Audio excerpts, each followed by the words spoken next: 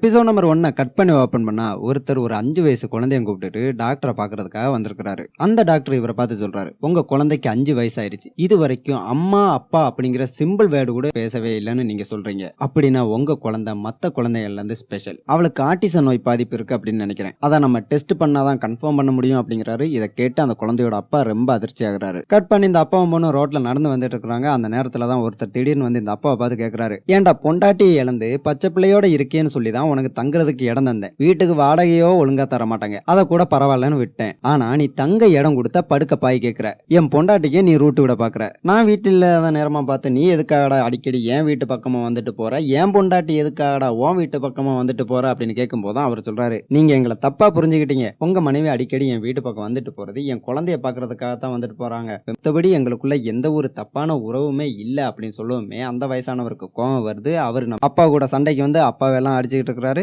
அப்பா இதையெல்லாம் தடுக்கிறதுக்காக ட்ரை பண்ணிட்டு இருக்கிறாரு. இதையெல்லாம் அந்த 5 வயசு சின்ன குழந்தை நின்று வேடிக்கை பார்த்துட்டு இருக்கு. அந்த குழந்தைக்கு என்ன இல்லாம பண்ண ஆரம்பிக்குது. அந்த குழந்தை தான் காதுல அடிச்சுக்கிட்டே பயந்துகிட்டே 5 வருஷமா பேசாம இருந்த குழந்தை இப்ப பேச ஆரம்பிக்குது. ஒருத்தங்க அடுத்தவங்களை அடிச்சு துன்புறுத்தி காயப்படுத்தினா அது சட்டப்படி குற்றம். 7 வருஷம் வரைக்கும் கடுங்காவல் தண்டனையும் 10 வருஷம் வரைக்கும் கண்காணிப்பும், அது மட்டும் இல்லாம 10 லட்சம் அபராதமும் விதிக்கக்கூடிய மிகப்பெரிய குற்றம் தான் இது. அதனால தயவு செஞ்சு சண்டை போட்டுக்கிடாதீங்க அப்படின்னு சொல்லி அதை காதுல அடிச்சுக்கிட்டே பேசுது. இதை பார்த்துட்டு இருந்த அந்த அப்பா இவ்வளவு நேரம் போட்டுக்கிட்டு இருந்த அந்த சண்டையை மறந்துட்டாரு. என் பொண்ணு பேசிட்டா அப்படின்னு அந்த சந்தோஷத்துக்குள்ள போறாரு. அப்படி அந்த ஆனந்த கழிப்பிலேயே அந்த குழந்தைய தூக்கிட்டு வீட்டுக்கு வந்ததுக்கு அப்புறமா அந்த குழந்தைய பார்த்து கேட்கிறாரு, இன்னென்ன இது பண்ணா இன்னென்ன தண்டனைகள் கொடுப்பாங்க அப்படிங்கிறது உனக்கு எப்படிமா தெரியும், இதையெல்லாம் நீ எங்க இருந்துமா படிச்ச அப்படின்னு கேட்கும் போதுதான் அந்த குழந்தை பக்கத்துல குண்டு குண்டா நிறைய புக்குகளை அடுக்கி வச்சிருக்காங்க. அதுல இத்தா தண்டி புக்கை ஒன்னு சுட்டி காட்டுது. இந்த அப்பாவும் அந்த புக்கை எடுத்ததுக்கு அப்புறமா ஒரு குறிப்பிட்ட பேஜ்ல இருக்கிற இன்னொரு குற்றத்துக்கான தண்டனை என்னமா அப்படின்னு சொல்லி இந்த குழந்தைகிட்ட கேட்கிறாரு. அதுக்கும் அந்த குழந்தை கொஞ்சம் கூட சளைக்காம அந்த குற்றத்துக்கு என்ன தண்டனையோ அதையும் சொல்லுது.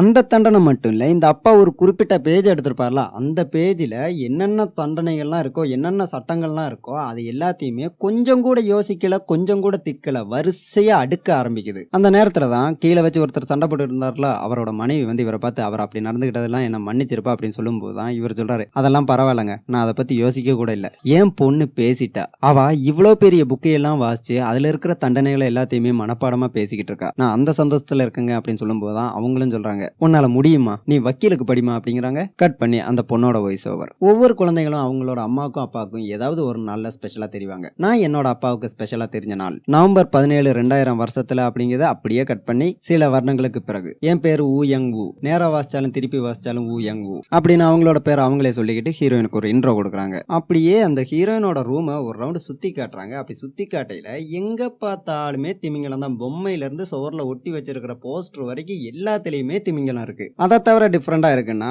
சட்ட புஸ்தகங்கள் தான். விதவிதமா கலரா நிறைய அடுக்கி வச்சிருக்காங்க. முத சீன்ல ஒரு குட்டி பொண்ணை பார்த்தோம்ல, அந்த குட்டி பொண்ணு இப்ப வளர்ந்துட்டாங்க. அவங்க தான் நம்ம சீரிஸோட ஹீரோயினும். இவங்க அந்த பக்கத்து வீட்டுக்கார அம்மா சொன்னது போலவே படிச்சு வக்கீலாவும் ஆயிட்டாங்க. நம்ம ஹீரோயின் இன்னைக்கு தான் முதல்ல வேலைக்கு போறாங்க. அதனால இவங்க அப்பா வந்து இவங்களுக்காக ஸ்பெஷலா ஒரு ட்ரெஸ் எல்லாம் வாங்கி கொடுத்துருக்காங்க. அந்த ட்ரெஸ் எல்லாமே நம்ம ஹீரோயினுக்கு ரொம்ப பிடிச்சிருக்கு. ஆனா அந்த சந்தோஷத்தை இல்லைன்னா அந்த ஒரு ஃபீலிங்ஸுக்கு தேவையான முகபாவனையை எப்படி கொண்டு வர்றதுன்னு இவங்களுக்கு தெரியாது. சந்தோஷம்னா இப்போ நம்ம சிரிக்கிறோம்னா அந்த சிரிக்கிறதுக்கான முகபாவனை இவங்களுக்கு தெரியாது எப்படி கொண்டு வரணும்னு. அதனால இவங்க அப்பா ஒவ்வொரு எக்ஸ்பிரஷனுக்கும், சிரிக்கிறதுனா சிரிக்கிற மாதிரி முகம், கோபுறதுனா கோபுறது மாதிரியான முகம் அப்படின்னு ஒவ்வொரு எக்ஸ்பிரஷனுக்கு தேவையான முகபாவனை எல்லாம் போட்டோ எடுத்து அதை இவங்களோட கபோர்ட்லயே ஒட்டி வச்சிருக்காங்க. அந்த இதை பார்த்து தான் இப்ப ட்ரெஸ் கிடைச்சதுக்கு நம்ம சிரிக்கணும் அப்படின்னு சொல்லி இவங்களும் தெரிஞ்சுக்கிட்டு சிரிக்கிறாங்க. நம்ம ஹீரோயின் அப்படி ட்ரெஸ் எல்லாம் போட்டு ரெடி ஆகி இவங்க அப்பா இப்போ ஒரு ரெஸ்டாரண்ட் தான் வச்சிருக்காருன்னு நினைக்கிறேன். அந்த இடத்துக்கு சாப்பிடறதுக்காக வர்றாங்க. இந்த அப்பா வந்து இதுக்கு முன்னாடி வக்கீலா இருந்திருக்கிறாரு. அதனால தானே அந்த சட்ட புஸ்தகம் எல்லாம் வீட்டுல இருந்துச்சு. அப்படி அப்பாவோட ஹோட்டலுக்கு வந்து சாப்பிடும் போது அப்பா கேட்கிறாரு, நீ வேலைக்கு போக வேண்டிய இடத்துக்கு போறதுக்கு உனக்கு வழி தெரியுமாமா அப்படின்னு கேட்கவுமே இவங்க எல்லாமே பைகாட்டா வச்சிருக்காங்க.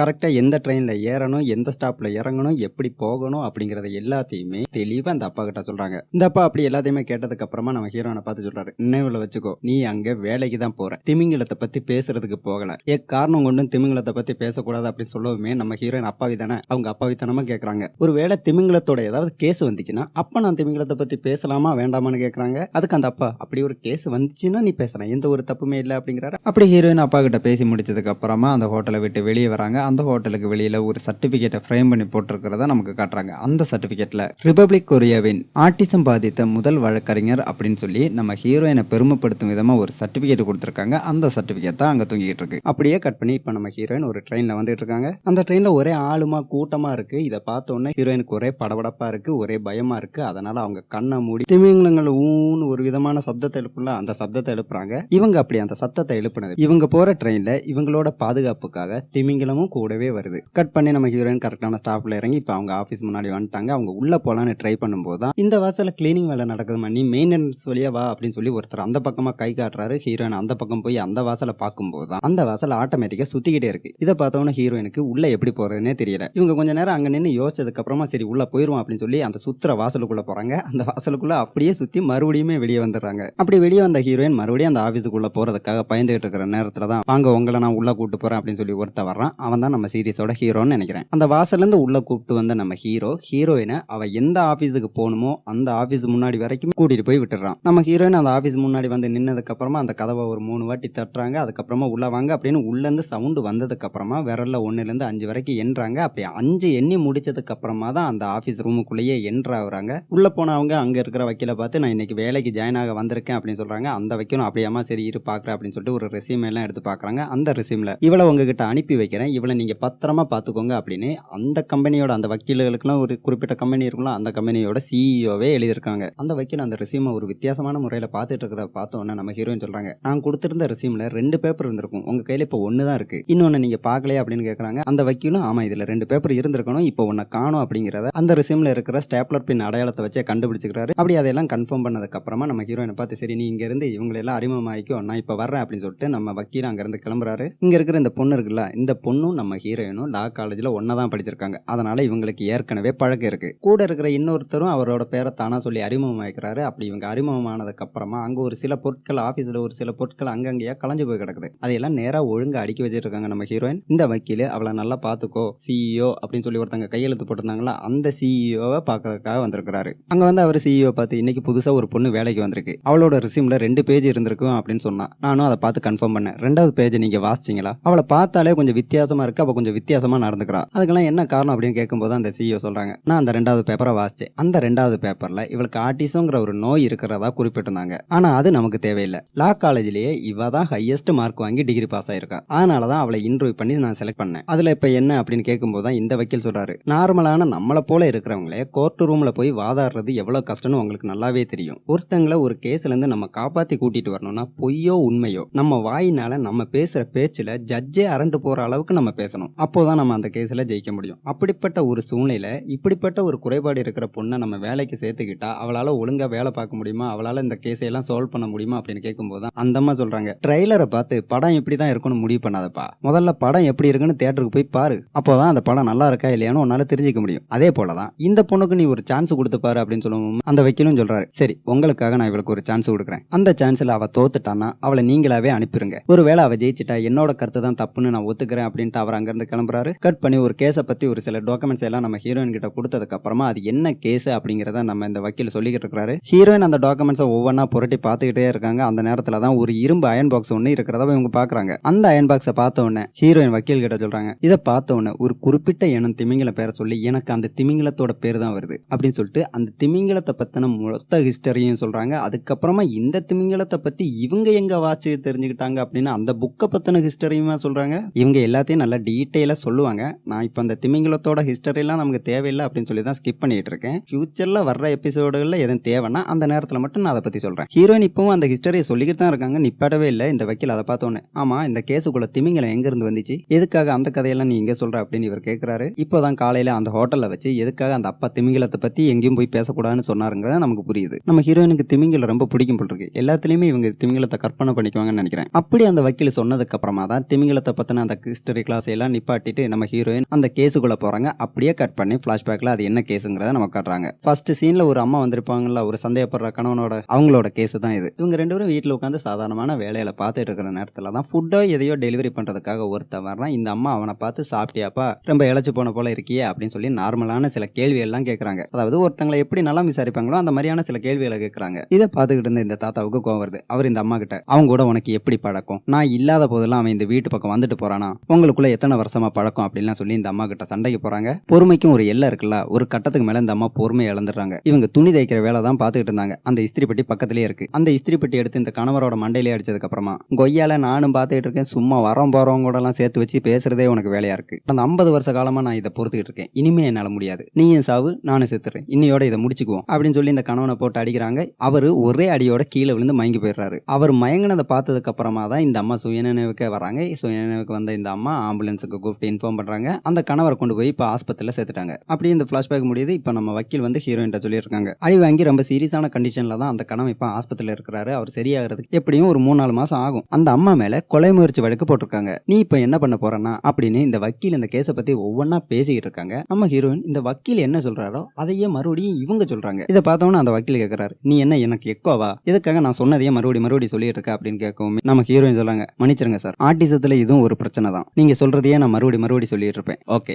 எக்கோ இங்க தடை பண்ணியாச்சு அப்படிங்கிறாங்க. அவங்களுக்கு இருக்கிற நம்ம ஹீரோயினுக்கு இருக்கிற பாதிப்பு என்ன, அது என்னென்ன மாதிரி எல்லாம் பண்ணும் அப்படின்னு அவங்களுக்கே நல்லா தெரிஞ்சிருக்கு. மேற்கொண்டு அந்த வக்கீலே சொல்றாரு, இந்த அம்மாவோட நிலைமை ரொம்ப கஷ்டம், அவங்களுக்கு இப்ப 70 வயசு ஆயிருச்சு, உடம்பெல்லாம் சோர்ந்து போன நிலைமையில தான் இருப்பாங்க. இருந்தாலும் காயப்பட்ட தன்னுடைய 80 வயசு கணவனையும் கவனிச்சுக்க வேண்டிய நிலைமையில பொறுப்புல அவங்க இருக்காங்க. அவங்களுக்கு வேற எந்த சொந்த பந்தமுமே இல்ல. நல்ல வேலையா ப்ரோசிக்யூஷன் தரப்புல இருந்து இதுவரைக்கும் அந்த அம்மாவுக்கு நேரம் அரெஸ்ட் வாரண்ட் எதுவுமே வரல. ஒருவேளை அந்த அம்மாவை அரெஸ்ட் பண்ணி ஜெயில போட்டாங்கன்னா இந்த 80 வயசு கணவனை பாத்துக்கிறதுக்கு யாருமே இல்ல. இப்ப நம்ம பண்ண வேண்டியது என்ன தெரியுமா, அந்த அம்மா அரெஸ்ட் ஆகிறதுக்கு முன்னாடியே அந்த அம்மாவுக்கு தேவையான முன்ஜாமீனை எடுத்து கொடுக்கணும். அதுக்கு முன்னாடி நீ அந்த அம்மாவை பார்த்து பேசினா நல்லா இருக்கும், வா நம்ம அந்த அம்மாவை போய் பார்க்கலாம் அப்படின்னு சொல்லி ஹீரோயினை கூப்பிட்டுட்டு அந்த அம்மாவை பார்த்து பேசுறதுக்காக அந்த அம்மா இருக்கிற ரூமுக்குள்ள போறாங்க. அங்க வந்து இந்த வக்கீல் இந்த அம்மா கிட்ட இந்த ஹீரோயினை சுட்டி காட்டி, உங்க கேஸை இனிமே இவங்க தான் பாத்துக்க போறாங்க, நீங்க எல்லாத்தையுமே இவங்க கிட்ட டீட்டெயிலா பேசிக்கோங்க அப்படின்னு சொல்லிட்டு அங்க இருந்து கிளம்ப போறாங்க. இந்த அம்மா நம்ம ஹீரோயினுக்கு மேல இருந்து கீழே வரைக்கும் நல்லா பார்த்ததுக்கு அப்புறமா, இவங்க தானா, ஏன் நீங்க எனக்கு ஆஜராக மாட்டீங்களா அப்படின்னு சொல்லி கேக்குறாங்க. அதுக்கு இந்த வக்கீல், நான் கூட தான் இருப்பேன், நான் எங்க போக போறேன், ஆனா இந்த கேஸோட இன்சார்ஜ் இவங்க தான் அப்படின்னு சொல்லிட்டு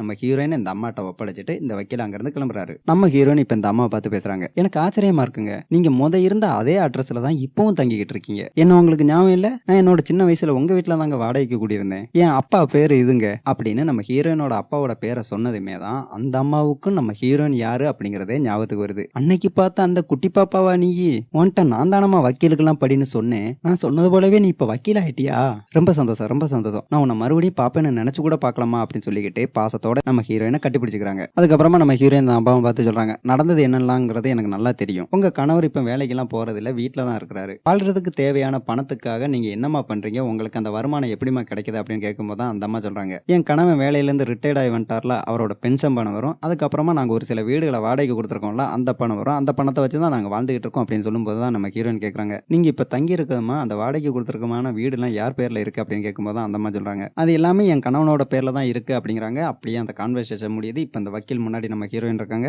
ஒன்னு சொல்ல மறந்துட்டேன், இவங்க எப்போ இந்த ரூமுக்குள்ள எல்லாம் வர்றாங்களோ அந்த நேரத்துல எல்லாம் கதவை அந்த 3 முறை தட்டினதுக்கு அப்புறமா கையில 1ல இருந்து 5 வரைக்கும் எண்ணினதுக்கு அப்புறமா மெதுவா தான் கதவை திறந்துட்டு உள்ள வருவாங்க. அதை எப்பவுமே ஞாபகத்துல வச்சுக்கோங்க சார். அந்த அம்மாவுக்கு தேவையான முன்ஜாமீன் எல்லாம் நம்ம வாங்கிடலாம், அதெல்லாம் ஒரு பெரிய பிரச்சனையே கிடையாது. ஆனா அவங்க மேல கொலை முயற்சி கேஸ் ஃபைல் பண்ணா அது அவங்களுக்கு ஃபியூச்சர்ல பிரச்சனையா வரும். இப்ப நான் உங்களுக்கு ஒரு எக்ஸாம்பிள் சொல்றேன் அப்படி சொல்லிட்டு இவங்க மறுபடியும் ஒரு திமிங்கலத்தோட கதையை எக்ஸாம்பிளா சொல்றாங்க. நான் உங்களுக்கு புரியணுங்கிறதுக்காக வேற ஒரு எக்ஸாம்பிள் சொல்றேன். 1 கிலோ பஞ்சையும் 1 கிலோ இரும்பையும் ஒரு தராசுல வச்சோம்னா எந்த பக்கம் தராசு சரிவா இருக்கும், இல்லனா எந்த பக்கம் வெயிட் அதிகமா இருக்கும்? பொதுவா எல்லாரும் கொஞ்சம் கூட யோசிக்காம ஒரு பதில சொல்லுவாங்க, இரும்பு வைக்கிற பக்கம் தான் வெயிட் அதிகமா இருக்கும் அப்படின்னு. ஆனா ரெண்டுமே ஒவ்வொரு கிலோ தான், அதை யாருமே யோசிக்க மாட்டாங்க. இந்த கேஸை பொறுத்த வரைக்கும் அப்படி ஒரு சிக்கலான பிரச்சனை இந்த கேஸுக்குள்ள இருக்கு சார். இந்த கேஸையும் நம்ம இப்ப அந்த கண்ணோட்டத்துல தான் பாத்துட்டு இருக்கோம். இந்த அம்மா மேல கொலை முயற்சி வழக்கு கேஸ் ஃபைல் பண்ணியாச்சு, அவங்களுக்கு முன்ஜாமீன் வாங்கியாச்சு, அந்த அம்மா சேஃப் ஆயிட்டாங்க அப்படின்னு எல்லாரும் நினைப்பாங்க. ஆனா இதுல மறைமுகமா இன்னொரு பிரச்சனை இருக்கு. சிவில் கோட் ஆர்டிகல் 1004 என்ன சொல்லியிருக்காங்கன்னா, நெருங்கின சொந்தமோ இல்ல அவங்களோட தலைமுறையை சேர்ந்தவங்களோ ஒருத்தங்களை கொன்னுட்டாங்க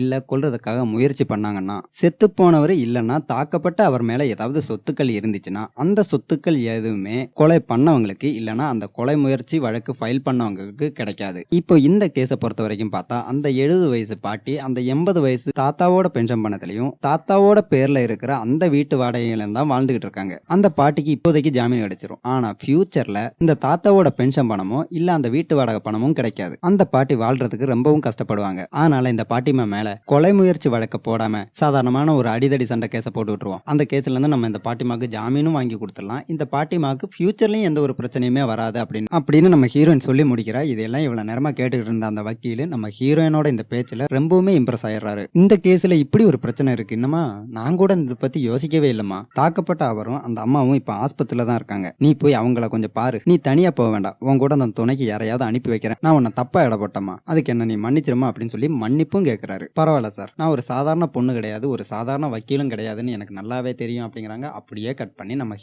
ஹீரோவும் வக்கீல் தான். நம்ம ஹீரோ கொஞ்சம் அழகாவும் இருக்காப்ல, அதனால ஹீரோ கூட வேலை பார்க்குற எல்லாருமே ஹீரோவுக்கு சாக்லேட் அது இதுன்னு கொடுத்து ஹீரோவை கரெக்ட் பண்ணலாம் பார்த்துட்டு இருக்காங்க. கட் பண்ணி நம்ம ஹீரோன்னு அந்த சுத்துற வாசல் இருக்குல்ல, அந்த சுத்துற வாசலுக்கு முன்னாடி நின்றுட்டு இருக்காங்க. அங்க வந்து நம்ம ஹீரோ, உங்களுக்கு வெளியே போறதுக்கு நான் உதவி பண்ணட்டுமா அப்படின்னு சொல்லி ஹீரோ கேட்கறான். அதுக்கு நம்ம ஹீரோயின் சொல்றா, வேண்டாம் வேண்டாம், நான் ஒருத்தங்களுக்காக வெயிட் பண்ணிட்டு இருக்கேன், அவங்க வந்ததுக்கு அப்புறம் தான் என்னால போக முடியும் அப்படின்னு நம்ம ஹீரோயின் சொல்லவும் ஹீரோவும் சொல்றான், ஆமா ஆமா நானும் ஒருத்தங்களுக்காக வெயிட் பண்ணிட்டு இருக்கேன் அப்படிங்கிறான். அப்படி ஹீரோவும் ஹீரோயினும் அந்த ஒருத்தங்களுக்காக வெயிட் பண்ணிட்டு இருக்கிற நேரத்துல தான் ஹீரோயின் இந்த சுத்துற கதவை பத்தி நம்ம ஹீரோ கிட்ட சொல்றான். இந்த கதவு இப்படியே சுத்திக்கிட்டு இருந்துச்சுன்னா வெளியே இருந்து ஃப்ரெஷ் ஏர் உள்ள வரும், உள்ள இருக்கிற கெட்ட நாத்தங்கள்லாம் வெளியே போகும், நம்ம எந்த நேரமும் ஃப்ரெஷ்ஷாவே இருக்கலாம். ஆனா ஒரே நேரத்துல ஒரு கூட்டமான ஆட்கள் இந்த கதவு வழியா உள்ள வர முடியாது. சின்ன சின்ன குழந்தைகளும் வயசானவங்களும் இந்த வாசல் வழியா உள்ள வர்றதுக்கு கஷ்டப்படுவாங்க. இந்த வாசல் வழியா வீல் சேரையும் உள்ள கொண்டு வர முடியாது. சுருக்கமா சொல்ல போனா இந்த வாசல்ல இருந்து ஒரு நல்லதும் 3 தீமைகளும் இருக்கு அப்படிங்கிறாங்க. இதையெல்லாம் இவ்வளவு நேரம் கேட்டுட்டு இருந்த ஹீரோ, கரெக்ட் தாமா, நீ சொல்றதுலயும் பாயிண்ட் இருக்கு அப்படின்னு சொன்னதுக்கு அப்புறமா இந்த வாசல் வழியா வெளியே போறதுக்கு நான் உனக்கு ஒரு சிம்பிள் டெக்னிக் சொல்லி தரேன் அப்படின்னு சொல்லிட்டு இந்த வாசல்ல இருந்து வெளியே போறதுக்கு ஒரு சின்ன ஐடியாவை சொல்லி கொடுக்குறேன். அதையும் நான் ஸ்கிப் பண்ணிக்கிறேன். அப்படி அந்த ஐடியாவை சொல்லி கொடுத்ததுக்கு அப்புறமா ஹீரோ வரேன்னு சொன்ன ஆளு இன்னும் வரலையே அப்படின்னு சொல்லி அந்த ஆளுக்கு போன் பண்றான். அந்த போனு நம்ம ஹீரோயின் கையில ரிங் அடிக்குது. அதுக்கப்புறமா தான் தெரியுது ஹீரோயின் ஹீரோக்காகவும் ஹீரோ ஹீரோயினுக்காக தான் இவ்வளவு நேரம் இங்க வெயிட் பண்ணி நின்றுட்டு இருக்காங்க. சரி, இன்னார் கூட தான் இன்னார் போக போறோம் அப்படின்னு 2 பேருமே தெரிஞ்சுக்கிறதுக்கு அப்புறமா ஹீரோவோட உதவியோட, ஹீரோ சொல்லி கொடுத்த அந்த ஐடியாவின் உதவியோட 2 பேருமே அந்த இடத்தை விட்டு வெளியே வர்றாங்க. கட் பண்ணி இப்ப ஆஸ்பத்திரி. முதல்ல ஒரு டாக்டரை பார்த்து இந்த தாத்தாவுக்கு இப்ப எப்படி இருக்கு அப்படின்னு சொல்லி 2 பேருமே தெரிஞ்சுக்கிறாங்க. அதுக்கப்புறமா அந்த தாத்தாவை போய் பாக்குறாங்க. அந்த பாட்டிமா சும்மா இருக்காம அந்த தாத்தா கிட்ட நம்ம ஹீரோயின் யாரு அப்படிங்கறத அறிமுகப்படுத்தி வைக்கிறாங்க. அதாவது நம்ம வீட்டுல தான் வாடகைக்கு தங்கியிருந்தாங்க, இன்னாரோட மகா தான் அப்படின்னு சொல்லி அறிமுகப்படுத்தி வைக்கிறாங்க. ஆஸ்பத்திரியில அடி வாங்கி அட்மிட் ஆயிருக்கிற நிலைமையிலையும் தாத்தாவுக்கு கொழுப்பு கொஞ்சம் கூட குறையல. இந்த ஆளோட பொண்ணு தான் இந்த ஹீரோயின் அப்படின்னு சொல்லி அறிமுகப்படுத்தவுமே தாத்தாவுக்கு கோவம் வருது. ஓ, என்னோட பொண்டாட்டியை முதல்ல வச்சுக்கிட்டு இருந்தானே அவனோட பொண்ணா நீ, பொண்ணையெல்லாம் எனக்கு பார்க்க வேண்டாம், நீ வெளியே போயிரு, நீ தான் இந்த கேஸுக்கு வக்கீல்னா எனக்கு இந்த கேஸே வேண்டாம், நீ நாசமா போயிருவ, நீ அப்படி போயிருவ, நீ இப்படி போயிருவ அப்படின்னு சொல்லி நம்ம ஹீரோயினை பார்த்து கோவத்துல கத்தவும் செய்யறாரு. நம்ம ஹீரோயினுக்கு சாபமும் விடுறாரு. இதை பார்த்தவன ஹீரோ ஹீரோயின் கிட்ட நம்ம இங்க இருக்க வேண்டாம், நம்ம வெளியே போவோம் அப்படின்னு சொல்லி நம்ம ஹீரோயின் அங்க இருந்து கூப்பிட்டு வர்றான். அதுக்கப்புறமா வெளியே வச்சு ஹீரோ ஹீரோயின் இந்த பாட்டிமா 3 பேருமே பேசிக்கிறாங்க. அந்த நேரத்துல தான் பாட்டிமா கிட்ட நம்ம ஹீரோயின் சொல்றா, போலீஸ் வந்து உங்களை பார்த்து விசாரிக்கும் போது நான் கொலை பண்றதுக்காக தான் முயற்சி பண்ண அப்படின்னு சொல்லி நீங்க ஒத்துக்கிட்டீங்க, ஒப்புதல் வாக்குமூலமே கொடுத்திருக்கீங்க, அதனாலதான் உங்க மேல கொலை முயற்சி வழக்கு பதிவாயிருக்கு, நீங்க எதுக்காக அப்படி சொன்னீங்க அப்படின்னு கேட்கும்போது அந்த பாட்டிமா சொல்றாங்க, நான் பின்ன என்னமா பண்ணட்டும், இப்படி சந்தேக புத்தி இருக்கிறவங்க கூட நான் எப்படிதான் வாழ முடியும், பல நேரங்கள்ல இவனை போட்டு தள்ளிடலாமான்னு எனக்கு தோணி இருக்குமா, அதனாலதான் நான் போலீஸ் வந்து கேட்கும் போதும் ஒத்துக்கிட்டேன். ஆமா, அதெல்லாம் எதுக்குமா இங்க, அதையெல்லாம் நீ எதுக்காக கேட்டுக்கிட்டு இருக்க அப்படின்னு கேட்கும்போது தான் நம்ம ஹீரோயின் சொல்றா, நான் ஒருத்தங்களை கொல்றதுக்காக ட்ரை பண்ணேன்னா அவங்களை அடிச்சு போட்டதுக்கு அப்புறமா கண்டிப்பா நான் ஆம்புலன்ஸுக்கு போன் பண்ண மாட்டேன், அவங்க ஆஸ்பத்திரியில அட்மிட் ஆயிருக்கும் போது அவங்களை விழுந்து விழுந்து கவனிச்சுக்கவும் மாட்டேன், கொல்ல பார்த்தவன் மேலேயே அளவு கடந்த அன்பையும் நான் காட்ட மாட்டேன், உங்க மனசை தொட்டு உண்மையா சொன்னா போதைய ஆத்திரத்துல அந்த ஒரு முன்கோபத்துல நீங்க அவரை கொஞ்சம் அடிச்சிட்டீங்க, அவ்வளவுதான், நீங்க அவங்கள கொல்லலாம் பார்க்கல, நீங்க போலீஸ் கிட்ட கொடுத்திருந்த அந்த கொலை முயற்சி நான் கொல்றதுக்காக ஆசைப்பட்டேன் அப்படிங்கிற அந்த வாக்குமூலத்தை எல்லாத்தையும் மாத்திருங்க, அப்போதைய ஆத்திரத்துல கோவத்துல நான் சும்மா அடிச்சிட்டேன் அப்படின்னு மட்டும் இனிமே வாக்குமூலம் கொடுங்க, அதுதான் உங்களுக்கு நல்லது அப்படின்னு சொல்லி நம்ம ஹீரோயின் சொல்லி முடிக்கிறான். அப்படியே கட் பண்ணி வக்கீல் வந்து ஹீரோ கிட்டே ஹீரோயின் கிட்டையும் ஆஸ்பத்திரியில போய் பாத்தீங்களே என்ன நடந்துச்சு ஏது நடந்துச்சு அப்படின்னு கேட்கும்போது தான் ஹீரோ ஆஸ்பத்திரியில வச்சு என்னென்ன நடந்துச்சோ எல்லாத்தையுமே இந்த வக்கீல் கிட்ட சொல்றான். இந்த வக்கீல் அதையெல்லாம் கேட்டதுக்கு அப்புறமா நம்ம ஹீரோனை பார்த்து கேட்கறான், அந்த தாத்தா உன்னை பார்த்து கோவப்பட்டாரு, உனக்கு சாபம் கொடுத்தாருலாம் சொல்றீங்க, எதுக்காகமா உன்னை பார்த்து கோவப்பட்டாரு அப்படின்னு கேட்கும்போது தான் நம்ம ஹீரோயின் ஓப்பனா சொல்றா, எங்க அப்பா அந்த பாட்டிமாவை வச்சிருக்கிறதா சொல்லி அந்த தாத்தா சந்தேகப்படுறாரு, அதனாலதான் என்ன பார்த்தவொடனே எரிஞ்செழிஞ்சு விழுந்து என் மேல கோவப்பட்டாரு அப்படின்னு ஓப்பனா சொல்லிடுறா. இல்லனாலும் இந்த மாதிரி குறைபாடு இருக்கிறவங்க மனசுல எந்த ஒரு கள்ளமும் கபடமும் இருக்காது, எதுவா இருந்தாலுமே இவங்களுக்கு மறைக்க தெரியாது, அதனால ஓப்பனா சொல்லிடுவாங்க. நம்ம ஹீரோயின் இப்படி ஓப்பனா சொல்லி முடிச்சதுமே முதல்ல இந்த வக்கீலுக்கு வார்த்தை எதுவுமே வரமாட்டேங்குது, கொஞ்சம் திணறாரு. அதுக்கப்புறமா அங்க டீம்ல இருக்கிற மத்தவங்களை பார்த்து சொல்றாரு, அந்த பாட்டிமா ஒரு இரும்பால தான் அடிச்சிருக்காங்க, அந்த பாட்டிமாவும் சரி நம்மளும் சரி அந்த பாட்டிமாவை இந்த கொலை முயற்சி வழக்குல இருந்து வெளியே கொண்டு வர்றதுக்காக ட்ரை பண்ணாலுமே கவர்மெண்ட் அதை ஈஸியா ஒத்துக்காது, அதனால நம்ம இந்த கேஸை ஜூரி கிட்ட கொண்டு போவோம். ஜூரினா என்னன்னு தெரியும்னு நினைக்க, ஒரு 12 பேர் 10 பேர் கிட்ட இருக்கிற ஒரு குழுவா உட்காந்துருப்பாங்க. அவங்க முன்னாடி இந்த கேஸ் வந்துருச்சுன்னா அதுல ஒரு சிலர் வந்து இந்த கேஸுக்கு அந்த அம்மா எந்த தப்புமே பண்ணல அப்படின்னு சொல்லி வாக்குகள் கொடுப்பாங்க, ஒரு சிலர் வந்து இந்த கேஸ்ல அந்த அம்மாவுக்கு கொலை முயற்சி வழக்கு தான் போடணும் அப்படின்னு சொல்லி வாக்குகள் எல்லாம் கொடுப்பாங்க. அப்போ அதான் அதிகப்படியான வாக்குகள் எந்த பக்கம் இருக்கோ அதுக்கு தகுந்த மாதிரி தான் ஜட்ஜ்மெண்ட் வரும். இப்போ இந்த கேஸ் ஜூரி கிட்ட போயிருச்சுன்னா ஜூரியில இருக்கிறவங்களுக்கு எப்படியாவது கொஞ்சமாவது ஈவி இறக்கம் இருக்கும், அந்த வீக் பாயிண்ட் பிடிச்சு நம்ம இந்த கேஸை ஜெயிக்கிறதுக்காக பார்க்கலாம் அப்படின்னு சொல்லி தான் அந்த வக்கீல் சொல்றாரு. அப்படி இந்த வக்கீல் சொல்லி முடிக்கவே அங்க இருக்கிற இன்னொருத்தன் சொல்றான், இந்த மாதிரி ஜூரி கிட்ட இருந்து நமக்கு அனுகூலமான ஜட்ஜ்மெண்ட் வேணும்னா ஜூரியை இம்ப்ரெஸ் பண்ற மாதிரி நம்ம பேசணும், அவங்க மனசுக்குள்ள இருக்கிற அந்த ஈவி இறக்கத்தை எல்லாம் நம்ம வெளியே கொண்டு வர்ற மாதிரி பேசணும், அதுக்கு இந்த பொண்ணால தான் முடியும், அதாவது நம்ம ஹீரோயின். அவளையே பேசாம இந்த கேஸ்ல ஆஜராகி வாதாட சொல்லிட்டா என்ன அப்படின்னு கேட்கும்போது தான் பக்கத்துல இருக்கிற பொண்ணு சொல்லுது, வேண்டாம் வேண்டாம், அவ இந்த கேஸ்ல வாதாட வேண்டாம், அவ பேசுறத பாத்தீங்களா நியூஸ் ரீடிங் பண்ற மாதிரியே இருக்கு, அப்படி ஜூரி முன்னாடி நம்ம பேசிக்கிட்டு இருந்தோம்னா ஜூரி இம்ப்ரெஸ் ஆக மாட்டாங்க, அதனால இந்த கேஸ்ல நான் வாதாடுறேன், எனக்கு ஒரு சான்ஸ் கொடுங்க அப்படின்னு சொல்லி அந்த சான்ஸை இவ கேட்டு பாக்குறா. இதை கேட்டோன்னு இந்த வக்கீல் நம்ம ஹீரோயின் கிட்ட, நீ என்னமா சொல்ற, நீ வாதாட போறியா இல்ல நான் அவளை வாதாட சொல்லட்டுமா அப்படின்னு கேட்கும்போது தான் நம்ம ஹீரோயின் சொல்றான், நமக்கு இப்ப தேவை என்ன, ஜூரி கிட்ட இருந்து அந்த ஈவு இறக்கத்தை வெளியே கொண்டு வரணும், அது மூலமா நம்ம ஜெயிக்கணும். எனக்கு ஆட்டிச நோய் இருக்கு, நம்ம வாதாட வேண்டிய அந்த அம்மாவுக்கும் ஒரு சில பல பிரச்சனைகள் இருக்கு. ஸோ அந்த அம்மாவுக்காக நான் வாதாடினா தான் கரெக்டா இருக்கும், ஜூரியை இம்ப்ரெஸ் பண்ண முடியும், ஜூரியிட்ட இருந்து நமக்கு தேவையான அந்த ஜட்ஜ்மெண்ட்டையும் வாங்க முடியும், அதனால நானே வாதாடிக்கிறேன் அப்படின்னு ஹீரோயின் சொல்றா. இதெல்லாம் கேட்டதுக்கு அப்புறமா வக்கீலும் ஹீரோயின் சொல்றதுல பாயிண்ட் இருக்கு அப்படின்னு சொல்லி அந்த கேஸ்ல வாதாடுறதுக்காக நம்ம ஹீரோயினுக்கே அனுமதி கொடுக்குறாரு. இந்த சீரிஸோட ஃபர்ஸ்ட் எபிசோடு கிட்டத்தட்ட 1.5 மணி நேரம் கிட்ட இருக்கு. அதனால இந்த எபிசோட் நம்பர் 1 2 போடுவோம், இல்லன்னா நியூ சீரிஸ் ட்ரெண்டிங்ல வேற போய்கிட்டு இருக்கு, அதனால காப்பிரைட் பஞ்சாயத்துலாம் வரும். ஸோ இந்த எபிசோட நான் இப்படி நம்ம இன்னைக்கு பார்க்க போறோம். பார்ட் 1 பார்க்காம டேரக்டா இந்த வீடியோக்கு வந்திருந்தீங்கன்னா சத்தியமா உங்களுக்கு ஒண்ணுமே புரியாது, அதனால பார்ட் 1 பார்த்துட்டு வந்துருங்க. சரி, இப்போ அவங்க எபிசோட மேற்கொண்டு கண்டிப்பா பார்க்க ஆரம்பிக்கலாம். இப்போ நம்ம ஹீரோயின் கூட காலேஜ்ல ஒன்னா படிச்ச அந்த பொண்ணும் இன்னொருத்தரும் லிப்ட்ல பேசிக்கிட்டே வந்துட்டு இருக்காங்க. அந்த இன்னொருத்தர் தான் இந்த ஃப்ரெண்டை பார்த்து கேட்கிறாரு, ஆமா உண்மையிலேயே உங்க ஃப்ரெண்டுக்கு அந்த ஆட்டிசம் பாதிப்பு இருக்கா, இல்ல ஒரு முட்டாள் மாதிரி நடிச்சு நம்மளையெல்லாம் அவங்க ஏமாத்திக்கிட்டு இருக்காங்களா அப்படின்னு கேட்கும்போது தான் இந்த ஃப்ரெண்டு சொல்றாங்க, இல்ல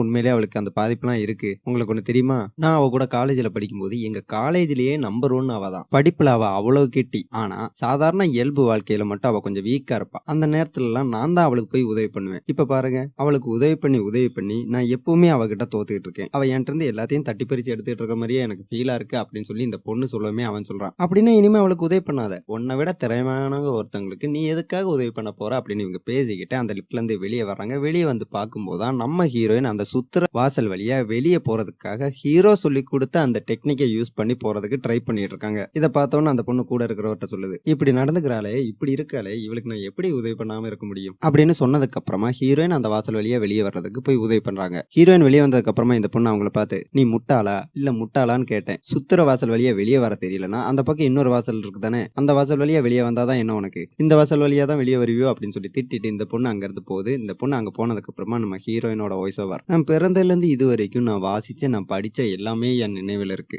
ஆனா ஒரு சுத்துற வாசல் வழியா என்னால வெளியே வர முடிய மாட்டேங்குது, எனக்கு வெளியே வரவும் தெரியல, நான் ஒரே நேரத்துல புத்திசாலியாவும் முட்டாளாவும் இருக்கேன் அப்படிங்கிறாங்க. அப்படியே கட் பண்ணி ஒரு ரெஸ்டாரண்ட்டை கட்டுறாங்க. அங்க ஒருத்தங்க வேலை பார்த்துட்டு இருக்காங்க. வேலை பார்த்துக்கிட்டே அங்க இருக்கிற ஓனர் கிட்ட அவங்க அந்த பார்த்த வேலைக்கான காசையோ இல்ல அட்வான்ஸாவோ பணம் கேட்டுட்டு இருக்காங்க. அந்த ஓனர் கொடுக்க மாட்டேன்னு இருக்காரு. அந்த இடத்துக்கு தான் நம்ம ஹீரோயின் வர்றாங்க. இங்க வேலை பார்த்துட்டு இருந்தாங்களா, இவங்களும் நம்ம ஹீரோயின் சின்ன வயசுல இருந்து ஃப்ரெண்ட்ஸ் நினைக்கிறேன். இவங்க ஒருத்தர் முறை பார்த்துக்கும் போது ஒன்னு சொல்லி 2 பேருமே விஷ் பண்ணிக்கிடுவாங்க. அது பாக்குறதுக்கு அவ்வளவு கியூட்டா அவ்வளவு சூப்பரா இருக்கு. அப்படி ஒருத்தருக்கு ஒருத்தர் விஷ் பண்ணதுக்கு அப்புறமா அந்த பொண்ணு நம்ம ஹீரோனை பார்த்து கேக்குறாங்க, முத வேலைக்கு போனியே எப்படி இருந்துச்சு அப்படின்னு கேட்கும்போது தான் நம்ம ஹீரோயின் சொல்றாங்க, ரொம்ப நல்லா இருந்துச்சு, ஆனா எனக்கு கொஞ்சம் டயர்டா இருக்கிற மாதிரியே ஃபீலா இருக்கு அப்படின்னு சொல்லுவோமே அந்த பொண்ணு சொல்லுது, வெல்கம், நீ இந்த கேடுகட்ட சொசைட்டில வாழ வந்துட்ட, இனிமே நீ எங்களை போல மாறிடுவே, இல்ல அந்த சொசைட்டி உன்னை மாத்திரும் அப்படின்னு அந்த பொண்ணு சொல்லவுமே நம்ம ஹீரோயின் சொல்றாங்க, எனக்கு இன்னைக்கு ஒரு கேஸ் கிடைச்சிருக்கு, அந்த கேஸை வந்து ஜூரி கிட்ட தான் விட போறாங்க, நான் அந்த ஜூரி முன்னாடி தான் வாதாட போறேன், ஜூரி கிட்ட எப்படி வாதாடணும்னு எனக்கு தெரியல, உனக்கு அதை பத்தி எதுவும் தெரியும்னா எனக்கு கொஞ்சம் சொல்லிக் கொடு அப்படின்னு சொல்லுவோமே அந்த பொண்ணு ஒத்துக்குது. ஓகே நம்ம இப்பவே வேணாலும் ஆரம்பிக்கலாமே, இப்பவே சொல்லித்தட்டா அப்படின்னு கேட்குமே அந்த ரெஸ்டாரண்ட் ஓனர் சொல்றாரு, எதுக்குமா தேவையில்லாத வேலை பாக்குற, அவ வாழ்க்கையில கோர்ட்டுக்கே போனது கிடையாது, அவட்ட போய் உதவி கேட்கிற, உனக்கு வேற யாருமே உதவி கேட்கறதுக்கு கிடைக்கலையா அப்படின்னு நம்ம ஹீரோனை பார்த்து சொல்லவுமே அந்த பொண்ணு சொல்லுது, அந்த ஃப்ரெண்டு பொண்ணு சொல்லுது, கோர்ட்ல எப்படி வாதாடுறாங்க அப்படின்னு தெரிஞ்சுக்கிறதுக்கு நம்ம கோர்ட்டுக்கு போக வேண்டிய தேவையே கிடையாது, படம் பார்த்தாலே போதும், வருஷத்துக்கு எத்தனை படம் ரிலீஸ் பண்றாங்க, நீ முத கோர்ட்ல போய் வாதாட போற, நீ ஒரு முக்கியமான வார்த்தையை மட்டும் கத்து வச்சுக்கோ, அப்ஜெக்ஷன் யுவர் ஆனர், எங்க சொல்லு பாப்பா அப்படின்னு அந்த பொண்ணு சொல்லவுமே நம்ம ஹீரோயின் அப்ஜெக்ஷன் யுவர் ஆனர் அப்படிங்கிறாங்க. இதை கேட்டவொன்னு இந்த பொண்ணு சொல்லுது, இடியா அப்ஜெக்ஷன் யுவர் ஆனர் அப்படின்னு செத்தவன் சீலை கழுத மாதிரிலாம் சொல்லாத, அந்த வார்த்தை உன்னோட அடி வயிற்றுல இருந்து வரணும், நீ சொல்ற அந்த வார்த்தையில ஜட்ஜே மிரண்டு போயிடணும் அப்படின்னு சொல்லி 2 பேருமே இந்த அப்ஜெக்ஷன் யுவர் ஆனர் அப்படிங்கிற சொல்றதுக்காக ட்ரைனிங் எடுத்துட்டு இருக்காங்க. கட் பண்ணி ஒரு கோர்ட் ரூம். இந்த வழக்கோட விசாரணை ஆரம்பிக்கப்படுது. ப்ரோசிக்யூட்டர் தரப்புல இருந்து ஒரு வக்கீல் வந்து இது என்ன வழக்கு, இந்த பாட்டிமா மேல என்ன கேஸ் போட்டிருக்காங்க அப்படிலாம் சொல்லி வாதாடி போறாரு. அதுக்கப்புறமா இந்த பாட்டிமாவுக்கு ஆதரவா வாதாடுறதுக்காக ஜட்ஜி நம்ம ஹீரோயினை கூப்பிடுறாங்க. ஆனா ஹீரோயின் இப்பதானே முதல்ல கோர்ட் ரூமுக்கு வந்திருக்காங்க, அதனாலயா இல்ல இத்தனை பேர் முன்னாடி வாதாட போறாங்கல்ல அதனாலயான்னு தெரியல, ஒரே நர்வஸா படபடப்பா இருக்காங்க. ஜட்ஜி ரொம்ப நேரமா கூப்பிட்டும் இவங்க எந்திக்காம பயந்துகிட்டே உட்காந்துட்டு இருக்காங்க. ஹீரோனோட அப்பாவும் அந்த ஃப்ரெண்டும் ஹீரோயின் எப்படிதான் வாதாடுறாங்க அப்படின்னு பாக்குறதுக்காக கோர்ட் ரூமுக்கு வந்திருக்காங்க. ரொம்ப நேரமா ஜட்ஜி கூப்பிட்டும் ஹீரோயின் எந்திக்காததன் காரணமா ஹீரோயினுக்கு இந்த வழக்க கொடுத்த அந்த வக்கீல் எந்திரிச்சு ஏதோ பேசுறதுக்காக ட்ரை பண்றாரு. அந்த நேரத்துல நம்ம ஹீரோயினும் கரெக்டா எந்திக்கிறாங்க. ஜட்ஜி முன்னாடி வந்த ஹீரோயின் அங்க இருக்கிற மக்கள் கிட்டையும் ஜட்ஜி கிட்டையும் பேசுறாங்க, நான் ஆரம்பிக்கிறதுக்கு முன்னாடி உங்க எல்லாருக்கிட்டையும் ஒன்னு சொல்லிக்க ஆசைப்படுறேன், எனக்கு ஆட்டிசம் ஸ்பெக்ட்ரம் டிசார்டர் நோய் இருக்கு, அதனால நான் பேசுறதோ இல்ல என்னோட நடவடிக்கைகளோ உங்களுக்கு புரியாம இருக்கலாம், இல்லனா விசித்திரமா இருக்கலாம், ஆனா எனக்கு சட்டம் ரொம்ப பிடிக்கும், பாதிக்கப்பட்டவங்களுக்காக வாதாடுறது ரொம்ப பிடிக்கும், ஒரு வக்கீலுங்கிற முறையில பாதிக்கப்பட்டவங்களை காப்பாத்துறதுக்காக என்னால என்னெல்லாம் பண்ண முடியுமோ அது எல்லாத்தையுமே நான் பண்ணுவேன் அப்படின்னு சொல்லி நம்ம ஹீரோயின் அந்த கோர்ட் முன்னாடி அங்க இருக்கிற மக்கள் முன்னாடியுமே பேசி முடிக்கிறாங்க. இதை பார்த்தோன்னா அந்த ஃப்ரெண்டு சூப்பர் டி கலக்கிட்ட செமையா பேசுற அப்படின்னு எந்திரிச்சு நின்னு கை தட்டுறாங்க. இதை பார்த்தோன்னா அங்க இருக்கிற மத்த மக்களும் கைத்தட்டி பாராட்டுறாங்க. ஜட்ஜும் உனக்கு சட்டம் ரொம்ப பிடிக்குமாமா, சூப்பர்மா அப்படின்னு அவரும் நம்ம ஹீரோயினை பாராட்டுறாரு. இப்ப இந்த வழக்கோட விசாரணை ஆரம்பிக்குது. ப்ரோசிக்யூட்டர் தரப்புல இருந்து ஒருத்தர் வந்து இந்த வயசான பாட்டிமாவை பார்த்து விசாரிச்சிட்டு இருக்காரு. என் புருஷன் என்ன எப்ப பார்த்தாலும் திட்டிக்கிட்டே இருப்பான், சந்தேகப்பட்டுக்கிட்டே இருப்பான், அதனால அவனை நான் கொல்றதுக்கு ஆசைப்பட்டேன் அப்படின்னு தான் நீங்க போலீஸ் கிட்ட வாக்குமூலம் கொடுத்திருக்கீங்க. அங்க வச்சு அப்படி வாக்குமூலம் கொடுத்ததுக்கு அப்புறமா இப்ப ஏன் மாத்தி பேசுறீங்க அப்படின்னு கேட்கவும் தான் அந்த பாட்டிமா சொல்றாங்க, அந்த நேரத்துல நான் கொஞ்சம் பதட்டத்துல இருந்தேன், கொஞ்சம் பயத்துல இருந்தேன், என் முன்னாடி போலீஸ்காரங்க உட்கார்ந்துகிட்டே இருந்தாங்க, அப்போ என்ன பேசுறோம்னு தெரியாமலே நான் அப்படி சொல்லிட்டேன். அந்த சம்பவம் எல்லாம் முடிஞ்சு உட்கார்ந்து யோசிக்கும் போது தான் நான் சொன்னாலும் தப்புன்னு எனக்கு புரிஞ்சிச்சு. அது அப்போதைய கோவத்துல வந்த வார்த்தைகள், மத்தபடி நான் அவரை கொல்றதுக்கெல்லாம் ஆசைப்படல அப்படின்னு அந்த பாட்டிமா சொல்லி முடிக்குமே ப்ரோசிக்யூட்டர் மறுபடியும் சொல்றாரு, இனிமே அப்படி பேசணும்னா நம்ம செத்துருவோம், நம்ம இன்னைக்கு செத்துருவோம், முதல்ல நீ செத்துப்போ, அதுக்கப்புறமா நான் செத்து போறேன். இதெல்லாம் சம்பவம் நடந்த நேரத்துல உங்க கணவன் கிட்ட நீங்க சொன்னது. சாவு மரணம் அப்படிங்கிற வார்த்தைகளை நீங்க ரொம்ப யூஸ் பண்ணிருக்கீங்க. உங்க கணவனை நீங்க கொல்றதுக்கு ஆசைப்படலன்னா எதுக்காக இந்த மாதிரி வார்த்தைகள் எல்லாத்தையும் யூஸ் பண்ணீங்க அப்படின்னு சொல்லி கேட்கவும் தான் நம்ம ஹீரோயின் அந்த ஃப்ரெண்ட் சொல்லி கொடுத்தால அந்த மாதிரியே அப்ஜெக்ஷன் யுவர் ஆனர் அப்படின்னு சொல்லி கத்திக்கிட்டே எந்திக்கிறாங்க. ஜட்ஜ் ஐயா, எதிர்த்தரப்பு வக்கீல் என் கட்சிக்காரரை தூண்டும் விதமாக பேசுறாங்க, இதெல்லாம் தப்புயா அப்படின்னு சொல்லி பேசவுமே ஜட்ஜும் ஒத்துக்கிறாரு. இனிமே உணர்வுகளையும் உணர்ச்சிகளையும் தூண்டுற மாதிரி பேசாதீங்க அப்படின்னு சொல்லி ப்ரோசிக்யூட்டரை பார்த்து சொல்றாங்க. அந்த ப்ரோசிக்யூட்டரும் மேற்கொண்டு கண்டினியூ பண்றாரு.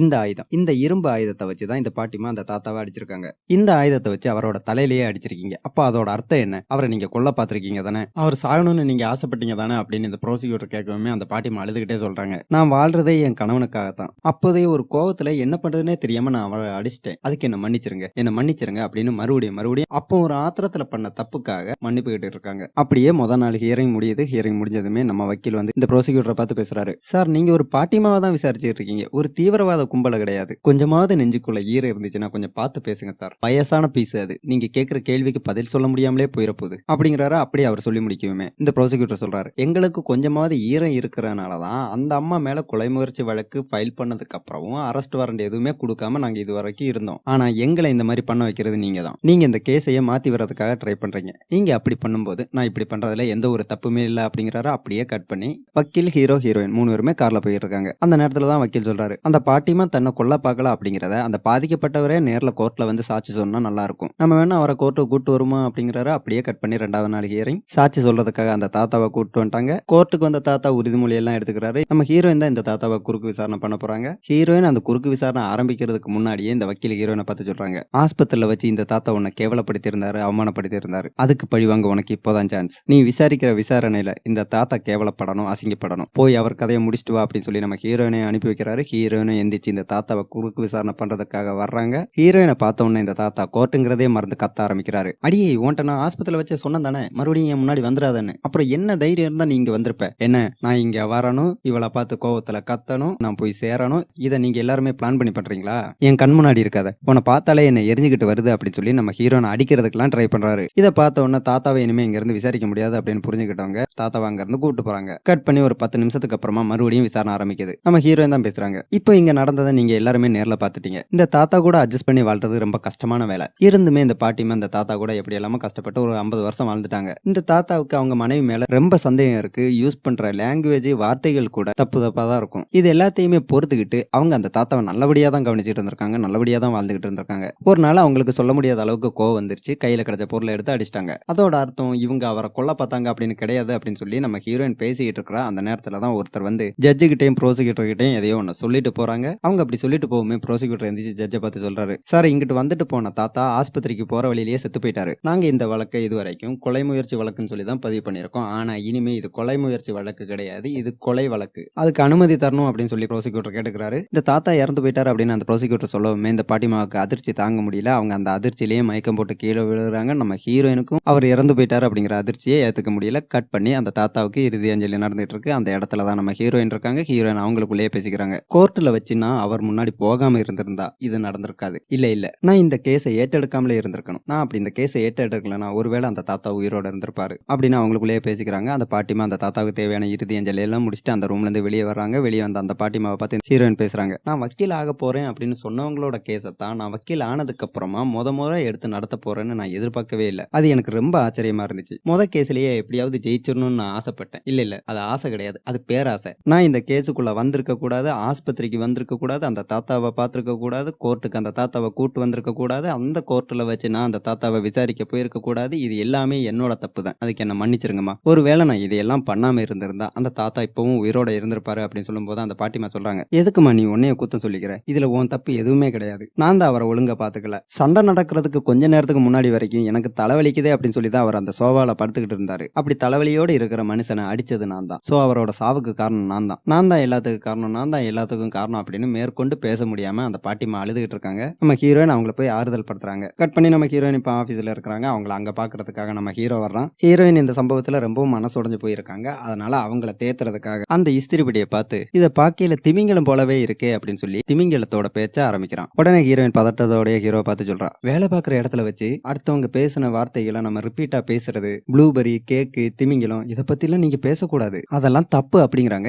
இது எல்லாத்தையுமே இந்த ஹீரோயினோட அப்பாவும் அந்த வக்கீல்லாம் சொல்லியிருப்பாங்கல்ல, இவங்களுக்குள்ளேயே சிலதையெல்லாம் இந்த இடத்துல பேசக்கூடாது அப்படின்னு தடை போட்டிருக்காங்கல்ல, அதனாலதான் அதெல்லாம் ஹீரோ கிட்டையும் இப்ப அப்படி பேசக்கூடாது அப்படின்னு சொல்றாங்க. இதை கேட்டதுக்கு அப்புறமா ஹீரோ சொல்றான், ஓ அப்படியா, இதெல்லாம் பேசக்கூடாதா, அது எனக்கு தெரியாம போச்சு, நீயும் நானும் இப்ப தனியா ஒரு ரூம்ல இருக்கோம், இந்த மாதிரி நேரத்துல இந்த வார்த்தைகளை எல்லாம் யூஸ் பண்ணிக்கலாம், அதுல தப்பு இல்லமா அப்படிங்கிறாங்க. இதை கேட்ட ஹீரோயின், நீயும் நானும் தனியா ஒரு ரூம்ல இருக்கும்போது திமிங்கலத்தை பத்தி பேசலாமா அப்படிங்கிறாங்க. அப்படியே திமிங்கலத்தை பத்தி யோசிச்சுக்கிறாங்க. அப்படி திமிங்கலத்தை பத்தி யோசிக்க வந்தா இவங்களுக்கு அந்த கேஸ்ல இருக்கிற ஒரு முக்கியமான பாயிண்ட் ஞாபகத்துக்கு வருது. இந்த தாத்தாவுக்கு ஒரு நோய் இருந்திருக்கு. இந்த நோய் சாதாரணமா வயசான காலகட்டத்துல பொதுவா எல்லாருக்கும் வர்ற ஒரு நோய் தான். அந்த நோயோட ஸ்டார்டிங் ஸ்டேஜ்ல அடிக்கடி தலைவலிச்சுக்கிட்டே இருக்கும். கடைசியில மூளையில ரத்த கசிவு ஏற்பட்டு இறந்து போயிருவாங்க. அந்த பாட்டிமாவும் சொல்லியிருப்பாங்க, சண்டை ஆரம்பிக்கிறதுக்கு கொஞ்ச நேரத்துக்கு முன்னாடியே அவன் தலைவலிக்குன்னு சொல்லி தான் படுத்திருந்தான் அப்படின்னு சொல்லியிருப்பாங்க. அது மட்டும் இல்லாம அந்த தாத்தாவும் போலீஸ் கிட்ட, நான் வீட்டுல தலைவலிக்குதுன்னு சொல்லி படுத்திருந்தேன், அந்த நேரத்துல தான் எவனோ ஒருத்தன் டெலிவரி பண்றதுக்காக வந்திருந்தான், அவன் கூட என் பொண்டாட்டி பேசிக்கிட்டு இருந்தா, அதை ஏன்னு நான் கேட்க போனேன், அந்த நேரத்துல தான் எங்களுக்குள்ள சண்டை வந்துச்சு, அவன் என்ன இஸ்திரி பெட்டியை வச்சு அடிச்சிட்டா அப்படின்னு சொல்லி அவரும் வாக்குமூலம் கொடுத்திருப்பாரு. அது இப்ப ஹீரோயினுக்கு ஞாபகத்துக்கு வருது. அப்படியே கட் பண்ணி கோர்ட்டில் இப்ப விசாரணை நடந்துகிட்டு இருக்கு. அந்த தாத்தாவுக்கு ட்ரீட்மெண்ட் கொடுத்துக்கிட்டு இருந்த அந்த தாத்தா இறந்ததுக்கு அப்புறமா அந்த தாத்தாவோட பாடியை போஸ்ட்மார்ட்டம் ரிப்போர்ட் எழுதின அந்த டாக்டரை நம்ம ஹீரோயின் விசாரிச்சிட்டு இருக்காங்க. நீங்க தந்திருக்கிற போஸ்ட்மார்ட்டம் ரிப்போர்ட்ல மூளையில ஏற்பட்ட ரத்த கசிவு மூலமா தான் அந்த தாத்தா இறந்து போனாரு அப்படின்னு சொல்லி எழுதிருக்கீங்க. அந்த ரத்த கசிவு ஏற்படுறதுக்கு காரணம் இஸ்திரி பெட்டியால அடிச்சதுன்னு சொல்லியிருக்கீங்க. அவரோட மண்டோட எதுவும் உடஞ்சிருந்துச்சா, அவரோட தலையில இரும்புனால ஏற்பட்ட காயங்கள் எதுவும் இருந்துச்சா அப்படின்னு நம்ம ஹீரோயின் கேட்குமே அந்த டாக்டர் சொல்றாரு, இல்லம்மா அவரோட தலையில காயங்கள் எதுவுமே இல்லை, இந்த பாட்டிமா அந்த இஸ்திரி பெட்டியை வச்சு அடிக்க வரும்போது அவர் கையாலேயே தடுத்துட்டேன் அப்படின்னு சொல்லி தான் என்கிட்ட சொல்லியிருந்தாரு, அதனால அவரோட கையில மட்டும் அங்கங்க சிராய்ப்பு காயங்கள் இருந்துச்சு அப்படின்னு டாக்டர் சொல்லி முடிக்கவுமே ஹீரோயின் சொல்லாங்க, ஓகே தலையில காயங்கள் எதுவுமே இல்ல, காயங்கள் எல்லாமே கையில தான் இருந்துச்சு, அப்புறம் எதுக்காக உங்க ரிப்போர்ட்ல தலையில அடிச்சதுனால ஏற்பட்ட ரத்த கசிவுல தான் இந்த தாத்தா இறந்து போயிருக்கிறாரு அப்படின்னு சொல்லி நீங்க எழுதிருக்கீங்க. அவருக்கு ஒரு நோய் இருந்துச்சு, அது வயசானவங்களுக்கு மட்டும்தான் வரும், அந்த நோயோட ஸ்டார்டிங் ஸ்டேஜ்ல பயங்கரமா தலை அடிக்கடி வலிச்சுக்கிட்டே இருக்கும், அதுக்கப்புறமா மூளையில ரத்த கசிவு ஏற்பட்டு அவங்க இறந்து போயிருவாங்க. ஒரு டாக்டரான உங்களுக்கும் இது நல்லா தெரியும், அவர் போலீஸ் கிட்ட கொடுத்த வாக்குமூலத்திலையும் நான் அன்னைக்கு தலைவலியோட தான் இருந்திருக்கேன் அப்படின்னு சொல்லியிருக்கிறாரு. ஏன் அவரோட தலையில இருக்கிற அந்த நோயினால அவருக்கு ரத்த கசிவு ஏற்பட்டு அவர் இறந்திருக்க கூடாது, நீங்க ஏன் அந்த கோணத்துல பார்க்கல அப்படின்னு சொல்லி ஹீரோயின் சொல்லவுமே தான் டாக்டரோட புத்திக்கும் உரைக்குது. தலையில காயங்கள் எதுவுமே இல்ல, அவருக்கு தலையில ஒரு நோய் இருந்திருக்கு, அந்த நோயினால ஏற்பட்ட ரத்த கசிவு மூலமா தான் அவர் இறந்திருக்கிறதுக்கு வாய்ப்பு இருக்கு அப்படின்னு டாக்டரும் இந்த ஜட்ஜ் முன்னாடி ஒத்துக்கிறாரு. அவர் அப்படி ஒத்துக்கவுமே ஹீரோயின் ஜட்ஜை பார்த்து சொல்றாங்க, ஜட்ஜ் ஐயா இந்த டாக்டரே ஒத்துக்கிட்டாரு, இந்த பாட்டிமா அடிச்சதுனால அவர் இறக்கல, அவருக்கு இருந்த நோயினால தான் அவர் இறந்திருக்காரு அப்படின்னு சொல்லி, அதனால இந்த வழக்க கொலை முயற்சி வழக்கு இல்லைன்னா கொலை வழக்குங்கிற இதை மாத்திட்டு ஒரு தாக்குதல் வழக்கா போட்டுட்டு என்னோட கட்சிக்காரரை நீங்க விசாரிங்க, அதுக்கு தேவையான தண்டனையா அவங்களுக்கு கொடுங்க, நியாயமான தீர்ப்பு உங்க பக்கத்துல இருந்து வரும் அப்படின்னு சொல்லி இந்த ஜட்ஜை பார்த்து பேசினதுக்கு அப்புறமா ஒரு கியூட்டான எக்ஸ்பிரஷனை பண்ணிக்கிட்டு சும்மா கெத்தா தெனாவட்டா நம்ம ஹீரோயின் இந்த ப்ரோசிக்யூட்டருக்கு முன்னாடி வந்து நிப்பாங்க பாருங்க, அப்படியே புல்லரிச்சு போகும், கண்ணுல இருந்து எல்லாம் தண்ணி ஊத்தும். அப்படியே கட் பண்ணி ஹீரோயின் இப்ப அவங்க ஆபீஸ்ல இருக்கிறாங்க, அவங்கள பாக்குறதுக்காக ஹீரோ வர்றான். அங்க வந்த ஹீரோயினை பார்த்து நம்ம ஜெயிச்சிட்டோமாரோ அப்படிங்கிறான், நமக்கு தேவையான தீர்ப்பு தான் வந்திருக்கு அப்படிங்கிறான். அப்படி சொல்லி முடிச்சதுக்கு அப்புறமா இந்த பாட்டிமா நம்ம ஹீரோயினை பாக்குறதுக்காக வந்திருக்காங்க, அவங்களையும் உள்ள கூப்பிட்டு வர்றான். ஒருவேளை இந்த கோர்ட்ல இருந்து இந்த பாட்டிமா அடிச்சதுனாலதான் அந்த தாத்தா இறந்து போயிட்டாரு, இந்த பாட்டிமாவுக்கு தண்டனை கொடுக்கணும் அப்படின்னு சொல்லி தீர்ப்பு வந்திருந்துச்சுன்னா இந்த பாட்டிமா இன்னும் கொஞ்ச நாளைக்கு தான் உயிரோட இருப்பாங்கன்னு வச்சுக்குவோம். ஆனா அவங்க உயிரோட இருக்கிற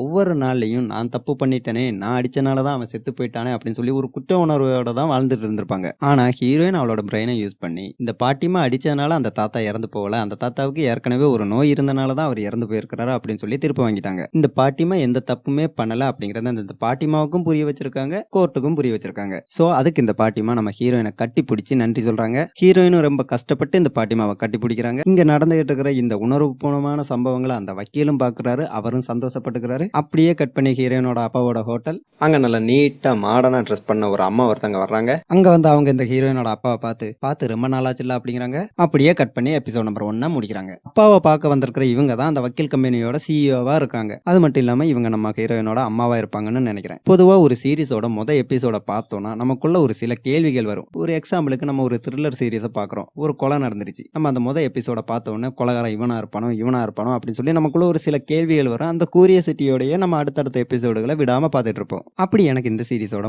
எபிசோட பார்த்தோன்னே வந்த சந்தேகம் இல்லைன்னா கேள்வி என்ன தெரியுமா, இந்த பொண்ணு நடிக்குதா இல்ல இந்த பொண்ணுக்கு உண்மையாவே ஆட்டிச நோயினால பாதிப்பு இருக்கா அப்படிங்கிற சந்தேகம் இல்லைன்னா அந்த கேள்விதான் எனக்குள்ள எழுந்துச்சு. ஏன்னா நடிப்புடா சாமி, சும்மா பிச்சை எடுத்திருக்காங்க.